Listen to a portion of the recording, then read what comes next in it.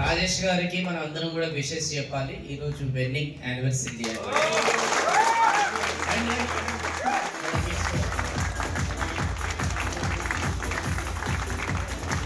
అసలు ఇప్పుడు వీళ్ళు కనిపించకపోతే ఫస్ట్ యానివర్సరీ అనుకుంటున్నాము, కనిపించారు కాబట్టి ఇంకొకటి.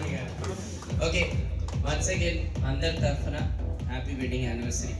ఇంకా మీరు చాలా హ్యాపీగా సిల్వర్ జూబ్లీ హాఫ్ సెంచరీ చేసేసారు.